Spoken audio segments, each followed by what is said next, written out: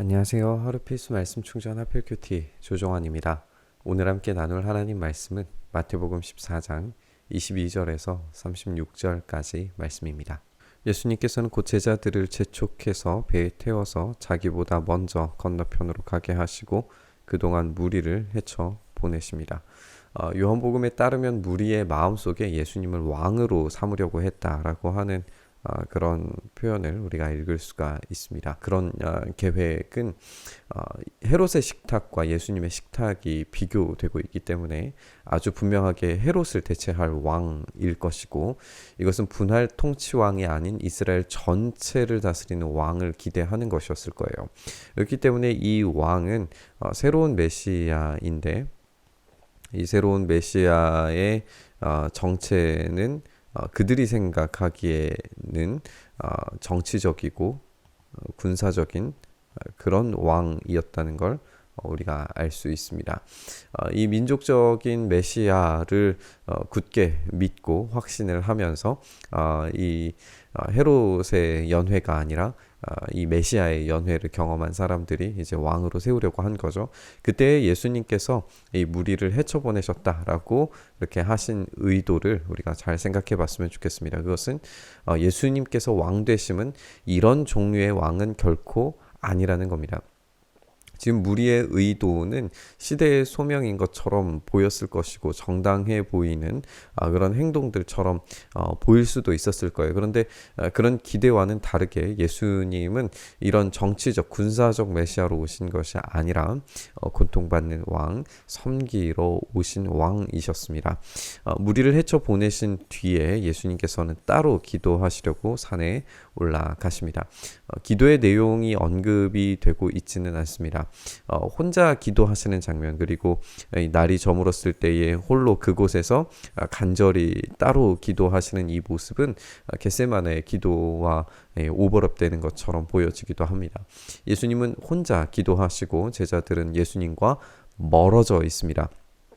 그런데 이 제자들이 탄 배가 그 사이에 이미 육지에서 굉장히 멀리 떨어져 있다라고 이렇게 되어져 있는데, 이 멀리 떨어져 있다, 이게 이제 원어적인 표현 그대로 번역을 하자면 여러 스타디온으로 되어져 있는데, 이 여러 스타디온이라고 하는 것은 한 스타디온이 대략 한 200m 정도 되니까 뭐 한 400m 이상, 400m, 600m 이상 되는 거리에 떨어져 있었다라는 것을 우리가 알 수가 있어요. 그 말은 이제 갈릴리 호수 한가운데 있었다라고 하는 말과 이제 바꿀 수 있을 겁니다.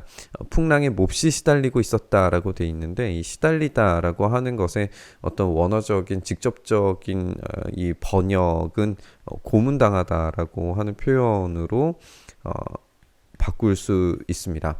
그러니까 지금 이 제자들은 풍랑에 의해서 고문당하고 있습니다. 예수님과 멀리 떨어져 있고 바다 한가운데 있고 마치 박해와 핍박을 당하는 듯이 고문당하는 교회의 이미지를 상상하게 만들기도 합니다. 우리가 미리 한번 좀 생각을 해보자면, 지금 이런 박해와 핍박 가운데서, 이 고문당하는 상황 가운데에서 교회는 그러면 어떤 반응을 보여줄 것인가를 상상하게 만드는 그런 장면처럼 보여줘요. 왜냐하면 이제 예수님께서는 멀리 계시는 거죠. 지금 우리에게 오실 수 있지만 멀리 계시는 그 과정 상황 가운데에서 과연 교회는 어떤 결단을, 또 우리가 읽게 되게 알고 있는 내용이긴 하지만 베드로처럼 그런 믿음의 도약을 할 수 있을까 하는 그런 질문을 우리에게 갖게 만드는 것 같습니다. 이렇게 바람이 거슬러 불어왔습니다. 이른 새벽에 예수님께서 바다 위로 걸어서 제자들에게 오십니다. 이 바다 위를 걸으셨다라고 하는 것은 단지 물리적으로 불가능한 일을 하시는 주님으로 설명하기에는 아쉬움이 있습니다. 우리가 아는 것처럼 이 바다라고 하는 이 공간은 죽음의 공간이고 악의 공간입니다. 이 예수님께서 걸어오시는 것을 우리가 생각을 해보면, 지금 예수님께서 그 바다를 밟고 오시는 거예요. 죽음과 악을 발로 밟아서 정복하시고 오시는 승리의 어떤 모습을 보여주고 계시는 거죠. 바다를 지배하시는 분은 사망과 죽음에 자신의 목숨을 내어주지 않으실 권세가 있으신 분이십니다. 그렇기 때문에 이 바다는 결코 예수님을 집어삼킬 수 없고 오히려 예수님께서 그 바다를 지금 밟고 오고 계시는 거죠. 제자들은 예수님께서 바다 위로 걸어오시는 것을 보고 겁에 질려서 유령이다 하면서 두려워서 소리를 지릅니다. 사실 이제 유대인들이 바다를 죽음의 공간으로 이해했고 귀신들이 찾는 공간으로 이해했기 때문에 이런 반응이 충분히 이해가 되죠. 그들은 고통을 당하는 듯이 괴로움을 당하고 있고 판단 능력이 흐릿해졌기 때문에 이런 유령이다라고 하는 반응을 보이게 되었을 겁니다. 근데 예수님께서 그들에게 말씀하세요. 안심해라, 나다. 두려워하지 말아라. 이것은 이제 그냥 단지 자신을 알려주기 위해서 말씀하시는 그런 표현이 아니라 신적인 선언입니다. 여기에서 이 나다라고 하는 표현이 바로 이 하나님께서 자기를 표현하실 때 쓰셨던 그 용어입니다. 예수님께서 모든 만물을 밟고 또 특별히 죽음과 악을 밟고 우뚝 서시면서 죽음을 극복하시고 승리하시는 모습을 보여주시면서 그분이 바로 하나님이시다라고 하는 것을 우리에게 보여주고 있는 거죠. 베드로가 예수님께 말합니다. 주님, 주님이시면 나더러 물 위로 걸어서 주님께로 오라고 명령하십시오. 지금 베드로는 물 위를 이제 걷게 되는 겁니다. 오라고 말씀하셨고 배에서 내리고 물 위로 걸어서 예수님께로 가게 됩니다. 이것은 명백한 기적이고 당사자인 베드로는 세상에 전무후무한 일을 지금 경험을 하고 있습니다. 실제로 이제 베드로가 배에서 내려서 물 위로 걷는 것을 우리가 보게 되기 때문에 그냥 잠깐 서 있는 정도가 아니라 몇 걸음 이상 더 많은 길이를 걸었다라고 하는 걸 우리가 보게 되는 거죠. 그런데 베드로가 거센 바람이 불어오는 것을 보고 무서움에 사로잡혀서 물에 빠져 들어가게 됩니다. 그때 그는 주님 살려주십시오 하고 외칩니다. 여기에서 우리가 이 거센 바람이 불어오는 것이 이 고문과 관련되어져 있는 표현이라는 걸 우리가 생각을 해보고 이것이 우리가 앞으로 우리 교회의 미래를 생각해 봤을 때 이 박해와 관련되어져 있는 내용이라고 우리가 연결시켜서 생각해 본다면 이 박해의 상황이 왔을 때 당연히 인간적으로 무서움에 사로잡힐 수 있고 이 죽음에 빠져 들어가게 되는 것처럼 느껴질 수도 있습니다. 그때에 이제 이 베드로의 외침처럼 주님 살려주십시오라고 하는 이 외침을 우리가 할 수밖에 없는 거죠. 예수님께서 곧 손을 내밀어서 그를 붙잡고 말씀하십니다. 믿음이 적은 사람아 왜 의심하였느냐. 베드로는 파도를 보고 믿음이 축소되었어요. 예수님께 구원을 호소합니다. 베드로는 믿음이 작은 상태에서 구출받고 있다는 것도 우리가 한번 생각해 봤으면 좋겠습니다. 예수님께서 믿음이 적다고 해서 그를 외면하신 게 아니라 믿음이 적지만 의심했지만 그럼에도 불구하고 구출하셨다라고 하는 사실에 우리가 한번 초점을 맞춰봤으면 좋겠습니다. 구원의 사건은 결코 믿는 자의 믿음의 어떤 분량이나 상황과 환경의 크기와는 전혀 상관없습니다. 다만 이 구원하시는 분의 긍휼이 그리고 그분의 능력과 선택에 따라서만 이 구원이 일어나는 것을 우리가 발견하게 됩니다. 베드로는 긍휼을 구했고 예수님은 기꺼이 들어주셨습니다. 그들이 함께 배에 오르니 바람이 그칩니다. 예수님이 배 안에 들어오십니다. 그러자 모든 상황이 그치게 됩니다. 지금 이 마태복음을 시작하고 마치는 것이 임마누엘, 그러니까 하나님이 그의 백성과 함께 하신다라고 하는 이 주제가 계속 이제 진행이 되는 것을 우리가 생각을 해보면 그 배에 하나님께서 함께 하십니다. 그러자 모든 박해와 핍박과 어려움들이 그칠 수 있다라는 것을 이 교회는 생각하고 묵상하고 그것을 바라보면서 주님 살려달라고 그렇게 기도하게 될 겁니다.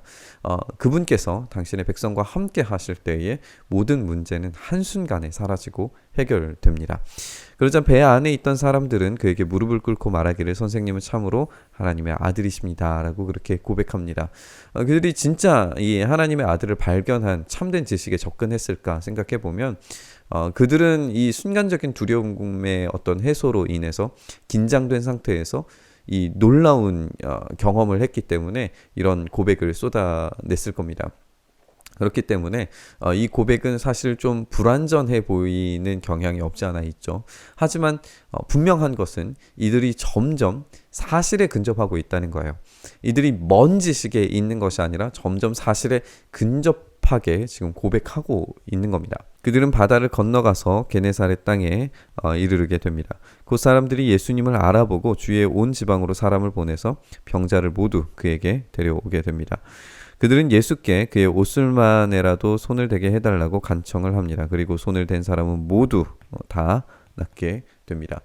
이렇게 예수님의 치유는 계속됩니다. 우리는 그분이 누구신지에 대한 진리에 접근하기보다 이 치유에, 이 옷술에만이라도 손을 대게 해달라고 하는 이 치유에 집중하고 있습니다. 그들은 분명히 순간적인 기적에 기댈 수밖에 없는 자들이었을 겁니다. 그들은 자신들의 파도를 멈춰주실 기적을 구하지 멈춰주시는 분이 누구신가에 대해서 참되게 알아보지는 못하고 있습니다. 그럼에도 불구하고 예수님은 기꺼이 그들을 돌보십니다.